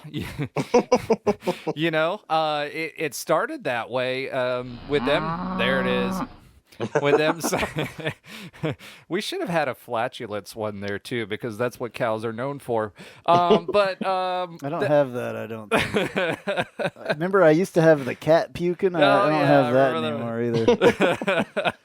But it's funny because for those of us that were older in the fan base, we remember and why this one meant something to us was the Cows at that time were basically saying, hey, we're going to the Big East. You're not big time enough for us, right? So we're not going to continue the series. And now it's kind of working the same way. I mean, I don't think we're big timing them. I think it's just the schedules don't work out because the Cows have signed up to lose. No, we're big timing them. And we should, because that's what they did to us. So it's time to rub it in their faces. And you could, tweets are coming back from, that time, or not tweets, maybe Facebook or MySpace posts at that point. I don't even know what it was, but something's coming back, and you see these posts that they made or people from fans made, and they're pretty funny actually, because it's totally coming back on them. Everything that they said about us is coming back onto them. They're the small time now. It's awesome. It's wonderful. It is unbelievable when your rival, you can do that to your rival. And they enjoyed it the last time, and we're going to enjoy it this time. There you go. Period. That's how it is. We've got to win this game, though. Like, you have to. Well, and I think Period. The scary thing is they're going to have the exact same mentality as what you just stated. They understand that this is a rivalry game, and they understand that this will probably be for the next. The way schedules are, they schedule so far in advance. This is probably the last time we're going to play them in the next 5 to 10 years, barring a schedule change. Right. So, yeah, they're going to tell them, like, hey, this is our rival. Right down the street, it's always been like this. This is the last time you're going to get to play, and you guys have the honor to go out one of two ways. And I think that's the same thing that needs to be preached to these UCF guys. Because it's at the end of the day, these games are bigger than this team.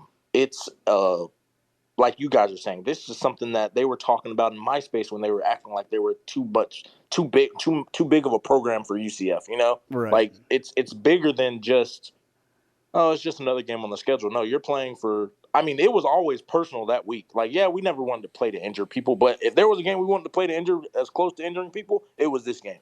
Right. Did you guys? We had no remorse for them, and they always, when we played, like the first year with Coach Frost, they ran the score up on us. When we were playing them 0-12 year, they ran the score up on us. Like, it's personal. Like, and football is so much of a prideful sport because it's so physically demanding and physical about it. Did you guys have any concept of the history behind it, or no, when you were playing?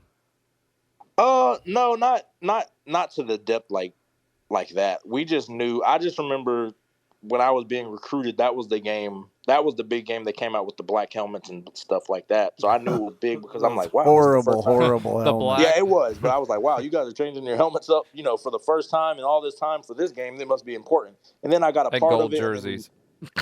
Yeah, and then once I got there, once I got to UCF, a lot of those guys know each other. A lot of those guys played with each other and in high school and recruited and all, like they know each other. So it makes it more fun. But then you get to the point, I think it was 2015 where they're just blowing us out and they pouring it on us. Then 2016 they're going, the game's over and you're still trying to make points. That's where it becomes personal, at least to me. That was Taggart, and that's where who was there? Quentin Flowers. When Quentin Flowers did the obscene gesture in the end zone. I don't know if you remember that.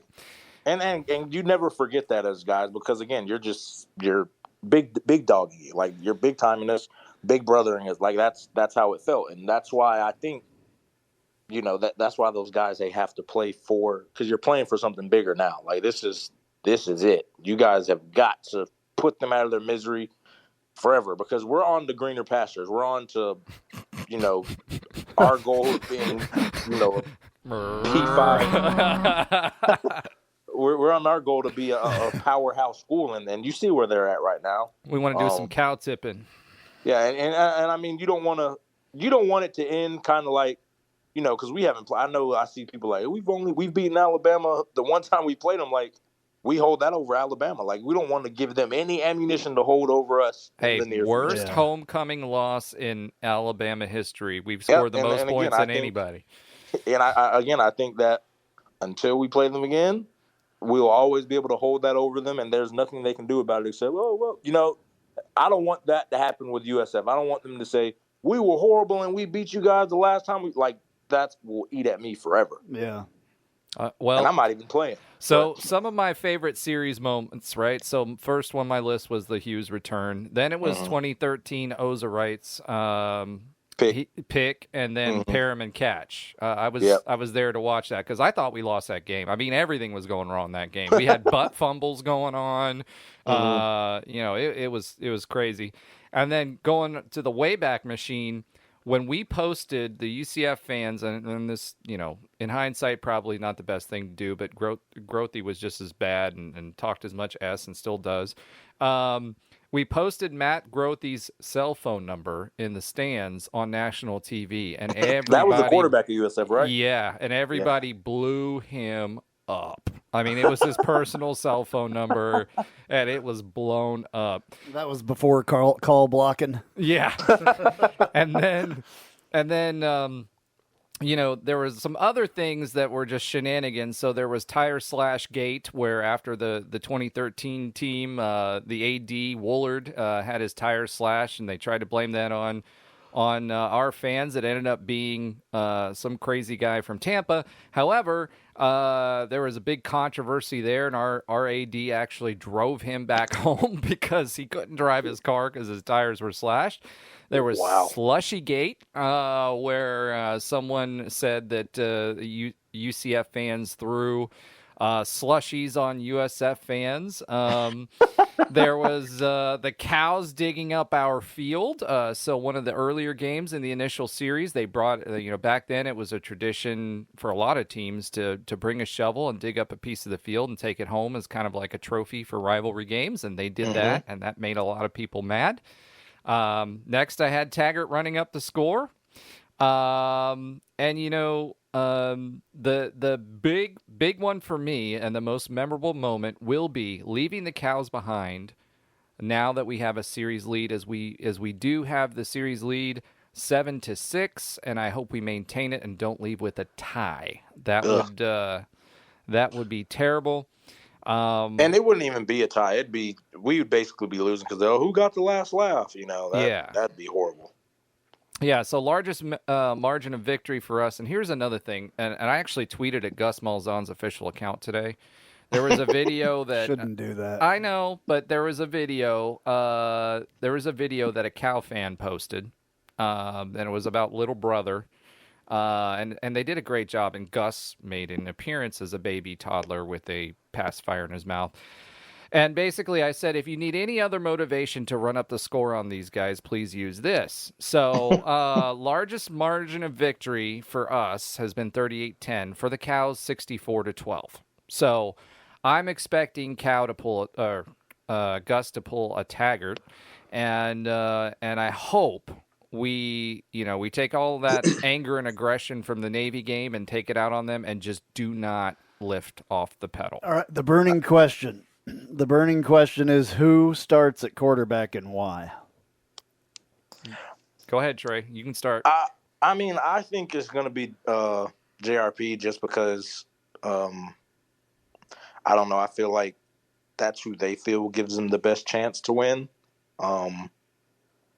As far as his mobility, I think that because Gus likes to run so much and have the read option, all the misdirection runs with all the different types of running backs, I think JRP brings that dynamic to the offense. So I think that's what he's going to go with versus them. All right, I that's exactly what I was going to say. I think they're going to ride this one out. They allow 40.7 points per game. A 407 reference there, but they allow 513 yards per game on offense, 513 yards, and they allow 289 passing, but more importantly, 224 yards rushing. So I think he's going to attack with the run game, and I think he's going to pull JRP, and I think he's going to just wear him down, grind him down, and just out physical him and try to embarrass him. That's what I think he's going to try to do. Yeah, I think, I agree. I think he's going to try to run it down their throat, and just bury them, man. Put them out their misery for once. Yeah. Well, if the turnover machine does not show up of JRP, that could be good. Yeah. So, I mean, that's what I'm worried about, too. I think this game will be a lot closer than – I'm hoping it's not, but if I had to bet, I think it's going to be close just because of the only thing. It's a rivalry game. Anything can happen. The crazy thing is they're playing their fourth string quarterback now, Byron Brown. Last game, 21 of 25 for 240 yards, 3 TDs, 0 turnovers, 94.1 QBR. So he's feeling himself. Who'd they play? Tulsa. In Tulsa. It was a 48-42 loss for them. This was the first game for this quarterback, and he came out on fire. Yeah, wow. Yeah, so I think it'll be close. I'm interested to see. I think there'll be trick plays because they're going to do whatever they can to win. They know they're not a great team, but they're going to do whatever they can to win. Hopefully we do whatever we can to win, and we don't lay down for some reason. I've seen enough running back passes to quarterbacks. That's the most backward things I've ever seen, but there's a talent gap, I think, with these teams, and I think you just have to like I've been saying, get your playmakers the ball and let them play. Like that's the easiest thing to do, in my opinion. Well, there's a 19.5-point spread right now in our favor. See, that scares me too. I hate it when it's like that. I would rather it be like 7-3. Honestly, I would anything over 10, I'd stay away from it. Yeah, it's just for the betting people. On rivalry games, 100% for betting and people. For God's sakes, no gold helmets. Oh yeah, no big game gold. I hope not. We have not done well in those gold helmets since the Peach Bowl. Yeah, so that was the last time, I think, right? I think so. Yeah, last time we won with the gold helmets. It was big game gold for a while, and we lost every one of them. So it was not good. Was it ECU that we wore the gold helmets the last time? Yeah, when I saw them, and you actually called it. I remember you saying I said, that. "Oh no, not the gold helmets," and I knew it was doomed. I know it's weird. It just there's certain little things, and I believe in stuff like that. I believe in juju. And that's what that was. Did either of you? Did you do juju? Do? But did either of you have a specific ritual that you did for a rivalry game? No, I mean not for a rivalry game. I had a ritual that I did for pretty much every game, but yeah, I did. I mean, not for a specific rivalry game, no. I would. The one thing I would always do that was different is I would always go out at like the 45-yard line or 50-yard line and just stand and just observe because, I mean, I knew they were going to fight, and there was always talking and chirping every game. I don't care if – again, and I think when we were 0-11 at the time, 0-12, that year, they were still chirping, talking trash before. Like, hey, if we're going to win a game, this is the game we need to win. We can lose every game. And that's what they say a lot about this rivalry week in general. You can lose every game. You can't lose this one. Yeah. I remember there was like a couple of years ago, there was a pretty big scuffle before the game. Before the game. Yeah. Mm-hmm. And And pregame like warm-ups, like before the stadium even had people in it. It was Wow. It was something got weird. It was a couple of years ago. I don't remember what year it was, but yeah, I didn't have a ritual per se for rivalry games. I kind of did the same thing every time before games. Yeah. Dressed the same way and in like the same way, like same order. this arm into the sleeve. Oh, wow. You know, like this leg into the. I would always do stuff like Left that because glove on, right glove on. yeah, because I always believed in that stuff. I always believed in it, and like I had to have this ankle taped before this ankle, and like Oh, you told the trainers? what ankles they- absolutely, Oh, wow. absolutely, yeah, that was a big deal. Yeah, there was just certain things. I'm a Taurus, number one. So if anybody knows, astrology, Taurus is really like everything to be Orderly. the same, and they don't like change. And I have a bull on my wrist, a tattoo because that is me. Like I'm just like that. So yeah, I was just. If we're kind of a superstitious guy. If we're doing signs, I'm a Taurus as well, so that explains a lot. I think our birthdays are very close, aren't they? They are. When's yours? 21st. Yeah, mine's the 25th Yep. of April. Yeah, so. Trey, what's your sign, bro? Aquarius. I'm early. I'm February 2nd. Okay. So I'm early in the year. All right. Yeah, so. Man, the two Aquariuses I ran into, it didn't turn out well, so I don't know, man. Trying to break that cycle in. Clearly. We'll talk about anything on this show. but no, I've just always, that it's always described me. Like, I don't know. So I always, that was of all the, I don't have a lot of tattoos, but I have a few, and that was always the one I really wanted to get was a bull of some kind. But it's because I'm a Taurus, not because I'm a cow fan. There it is.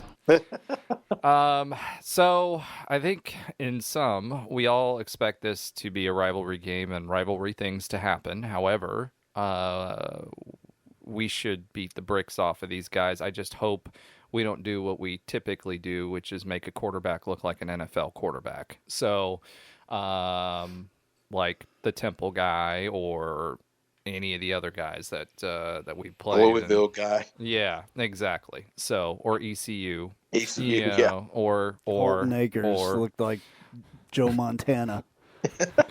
Oh, what did we call him? you called him something old and bald and Rogaine or something. He is. He's like 50. He's got the Rogaine NIL deal for sure. He's like 40, right? Yeah, he's like a seventh-year senior. But so I think that sums it up for the Cows. I mean, statistically, we should blow their doors off. As long as I think the offense will take care of business this week. As long as the defense isn't surprised and we can get pressure on this new quarterback and get in his head a little bit, I think we'll be fine. I'm very mad at the matchup predictor, by the way, because man, did they screw up last week. The ESPN matchup predictor is in the doghouse with me because they screwed that up because I believe oh no, it's gone now because they don't show it afterwards, of course, but it was like they had Navy had a 1% chance to win last week. Wow. Yeah. Well, I hope somebody made a lot of money. They added one they added another one to that number for the Cows this week. So do you want to present those numbers? Oh yeah, we see, and this bothers me again because I don't like the 19.5 point favorite. I don't like that. And I don't like that they give us an 89% chance to win. And we should win by 89%. We should have won 99% against Navy as well. And we should have been a 15-point favorite for Navy. But yeah, 19.5 and 11% chance for USF to win. The Cows. Well, on that note, maybe we should take a break and then come back with the championship explanation? Sure. Yeah, we can do that. All right, let's take a break.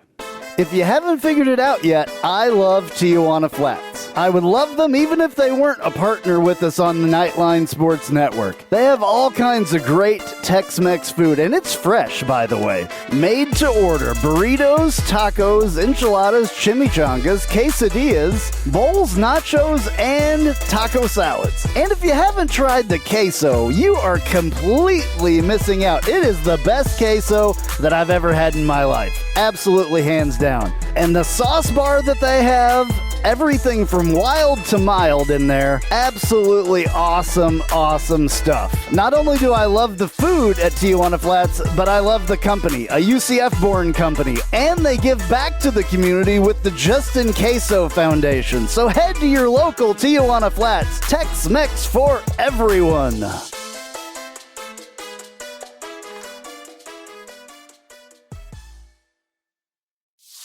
Hey Jeep Wrangler owners, have you ever sat in your office at work and watched the rain just pour into your Jeep because the weatherman said that there was a 0 chance of rain?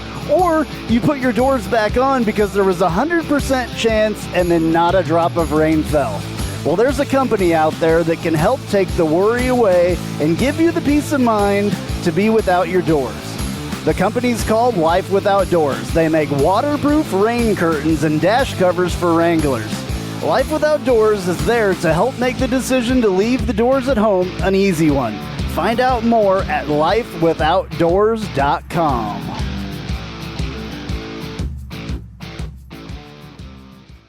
Spice up your company with homemade marketing services from Tasty Gravy Creative. Tasty Gravy serves up a menu of budget-friendly marketing, graphic design, and public relations services customized to your specific goals. Co-owned by a UCF graduate, Tasty Gravy can help refresh your brand, strengthen your online presence, or reinforce your company's message. Contact Tasty Gravy for help with your website, social media, marketing, advertising materials, and more. Visit tastygravy.com.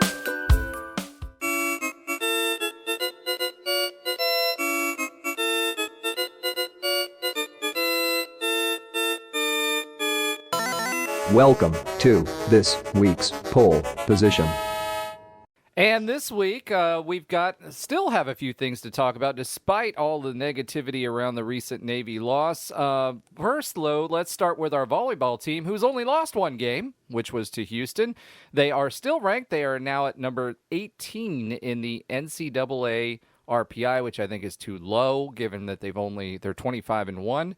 However, they're still ranked at number 18. UCF football, in spite of the loss, was still ranked by the pollsters. In the coaches' poll, they were the first one out, but in the AP poll, they checked in at number 25. Now, that's really important, as the college football playoff poll will be coming out tomorrow, and that's going to play into our championship aspirations. So are we ready to kind of go down that little rabbit hole? All right. Do it. So what has to happen for our team to make it to the championship game? Obviously, with this loss, we were in the driver's seat and would have played the championship game had we won against Navy and the Cows at home. However, now we kind of need a little luck. So Houston has entered the chat, unfortunately. They absolutely killed ECU. I still think that had a lot to do with the signals that were leaked, but we won't talk about that game. But what that does mean for us is that if both Houston and UCF wins next week, the whole advantage for us, we had an advantage with Cincinnati and Tulane in the sense that we won the head-to-head. However, if Houston wins next week, That means there's now a 3-way tie for that second spot in the championship. And the only reason that's important is because we didn't play Houston, so we don't have a head-to-head. And so the AAC changes and goes to the second stage down to determine who plays in the championship game. So since all three teams don't play each other, head-to-head doesn't matter. And if there is a tie, then it goes to the college football playoff rankings. So right now, Houston is outside of the college football rankings. They have an additional loss that we don't have out of conference. And we have to be ranked in the college football playoff rankings for us to use the head-to-head. If we are not, and Houston wins, that means it goes to the other polls. So remember our national championship, Trey, you remember that, right? The Coley Matrix and all of those other former BCS calculations. The way the AAC works is at that point, they will go with the highest average ranking from that rating out of the teams. Now, we dropped 10 spots this week with this loss in Navy. Cincinnati or Tulane will gain an additional loss as well.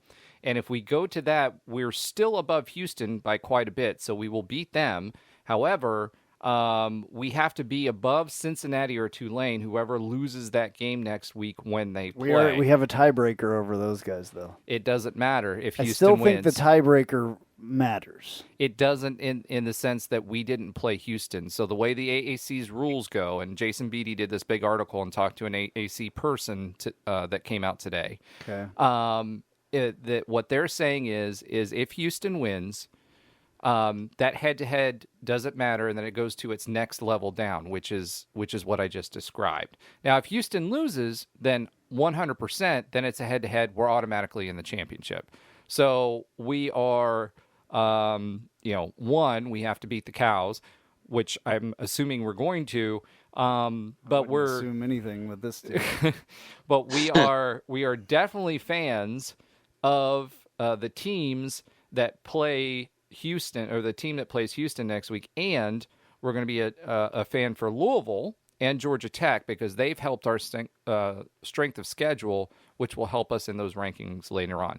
So that's basically the breakdown. If Houston clear loses, as mud. Yeah. Bottom line is, if Houston loses next week and we win, we're in. Doesn't matter. If Houston wins and we win, then it's up to the rankings between us and whoever loses between Cincinnati and Tulane. Okay. Whoever wins between Cincinnati and Tulane will host. Correct. Obviously. I still think, I don't know. I still think that there's something with a tiebreaker with because we have head-to-head over both of those guys. But I could be wrong. I've read multiple different scenarios and. Well, that's supposedly from the AAC's mouth. So if that's, instead of me trying to figure out the AAC, I figured I'd go with something like that. Yeah, no, I mean, whatever. I'm sure I still think the AAC has it out for us, and they would probably do whatever they could to keep us out. So. Oh, I agree with you there. Yeah, because we're leaving. Yeah, I think the best scenario for them would be Houston winning, Tulane winning, and somehow Tulane versus Houston. For the AAC, personally. Yeah, something like that. Yeah. Well, Houston, statistically can't win. No, can't. It's just a question of whether it's Cincinnati or UCF or Tulane or UCF at this point. And that's dictated by whatever those, if Houston wins, those additional rankings are, right? Gotcha. And, the question is going to be how far either Tulane or Cincinnati drops after in those rankings after that game. And the crazy thing about it is if it does go to that, all of those metrics come out at different times. They don't come out at the same time. They base it off of the college football playoff. You're talking about waiting until Tuesday?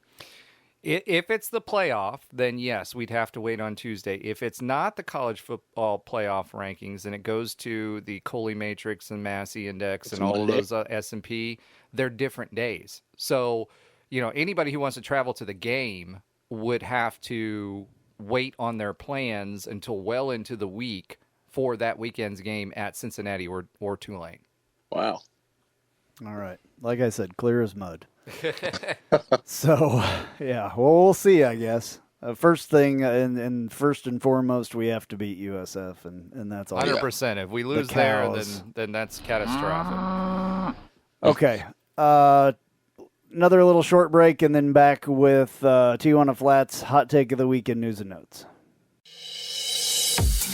I'm Jeff Allen. Join me each and every week on the Knightline Sports Network for the AAC Report. We bring you in-depth coverage of each school in football, basketball, baseball, softball, soccer, golf, tennis, and more, as well as bring you insider interviews and focus in on the biggest games and news of the week.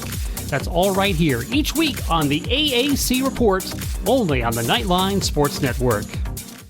And we made a little pivot, and we're going to sprinkle in a little hoops here as quickly as possible because this team deserves a little bit of the shine because they are playing really, really well. If you listen to our last show, Ben and I talked about how this team was faring, and they're better than advertised. They're 4-1. Recently won the Bahamas Classic Championship. I hope you guys were watching that game. Another overtime game against Oklahoma State, which is a great Big 12 program, and a win. This team, what I'm coming to see out of this team is basically they have energy throughout the game. There's no letdowns. We're really athletic. We've got really, really good length, and the defense is just absolutely killer. Held a team that was ranked in the top in the West Coast Conference to under 30% shooting. They had a NBA prospect that they were playing against. He averaged 24 points per game. We held him to 4. And basically the way that they're doing is giving the defense that Johnny always promised. So lots of traps, lots of press, and just a really, really awesome game. We'll give some more detail on the individual players as we kind of move along. But at the end of the day, this is a team to watch, and I hope you go out to watch them on Wednesday as they take on Evansville at 7 p.m. Welcome to the Tijuana Flats Hot Take of the Week. Visit TijuanaFlats.com for takeout or delivery, or visit your local Tijuana Flats. Tex-Mex for everyone.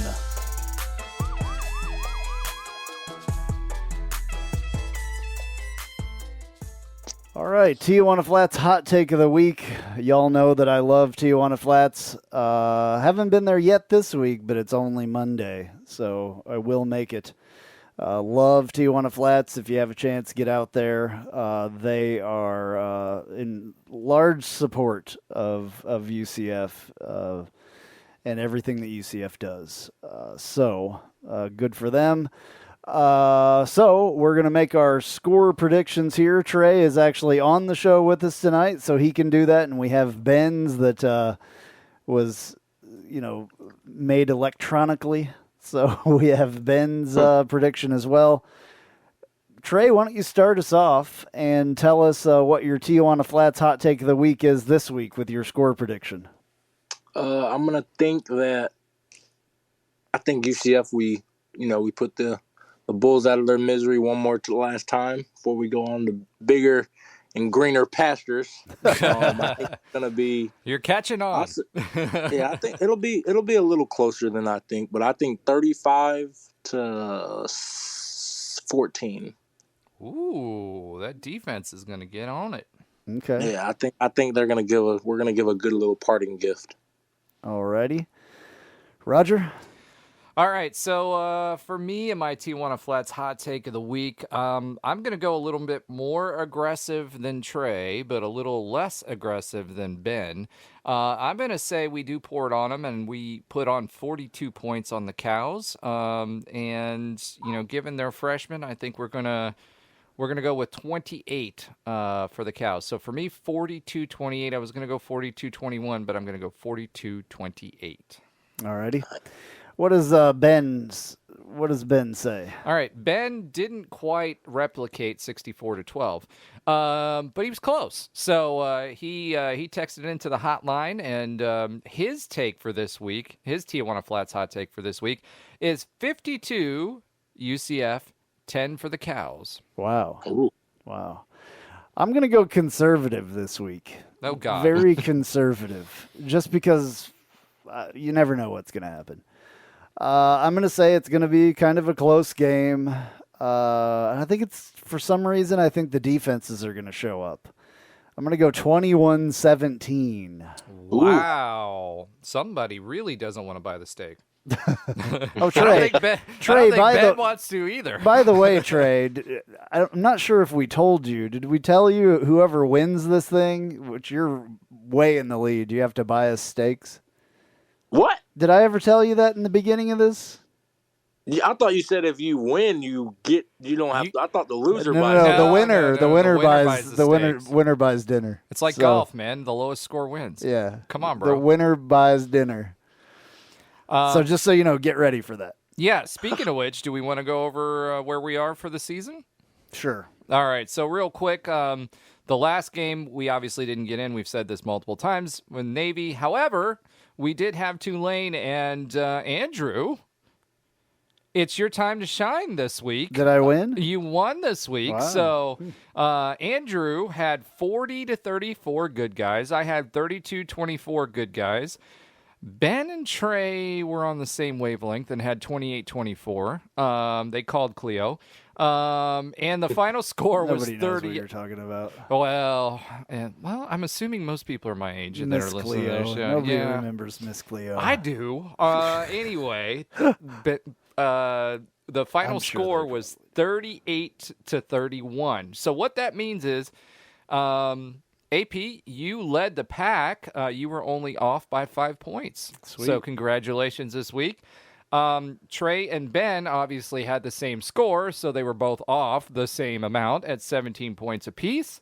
So Ben is trying not to win because the two of you are pretty close.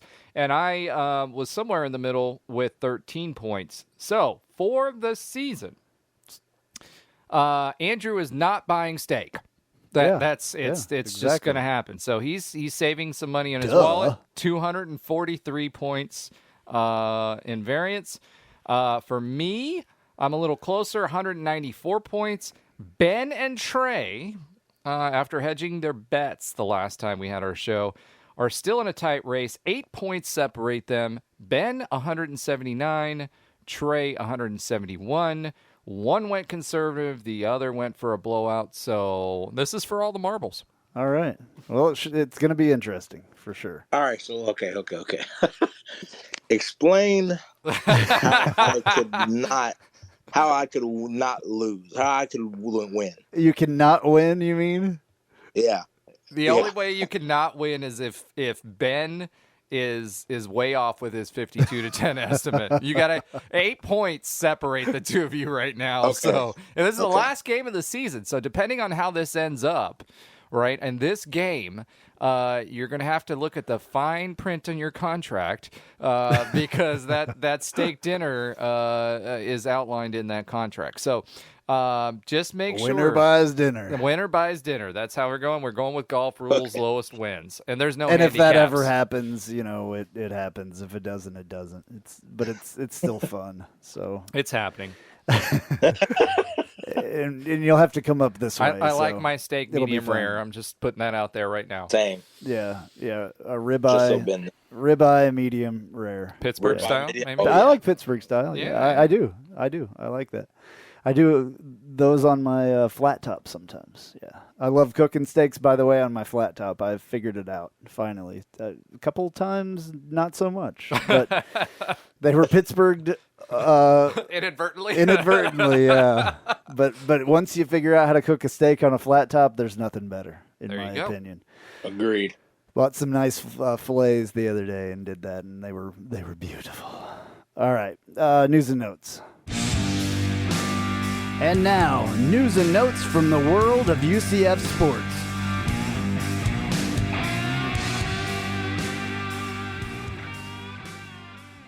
All right, congrats to UCF women's soccer who defeated number 8 NC State Sunday in penalty kicks to advance to the Sweet 16. They took number 1 UCLA to penalty kicks after tying 1-1 through overtime and unfortunately ended their season there. Knight Nation landed a commitment from Lee County 3-star cornerback Jason Dolclona, recently decommitted from Rutgers. He Guess got he the didn't full want to get experience. truck sticked by Will Standback. He had other offers from Kentucky, Kansas, Illinois, Louisville, Minnesota, Ole Miss, Mississippi State, and a lot other SEC schools. But glad he made the right choice.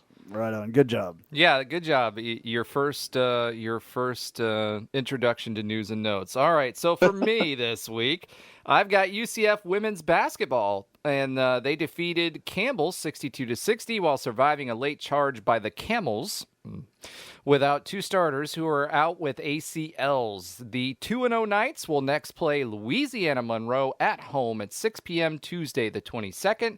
You can catch the game on ESPN+. What a great name, Campbell Camels. It's awesome. I love their logo and everything. It's an orange camel. It's awesome. I like it. I'm not going there. Anyway, UCF women's volleyball is ranked number 18 and is 25-1. They have 2 games left in the season after sweeping ECU and Temple. The team will next play at Tulane at 5 p.m. on Wednesday, leading up to the much-anticipated rematch against Houston, who is the only team to hand them a loss. Alrighty, this has been Nightline 283. I'm Andrew Fegley. I'm Trey Neal. And I'm Roger Phipps. Go Knights! Charge on.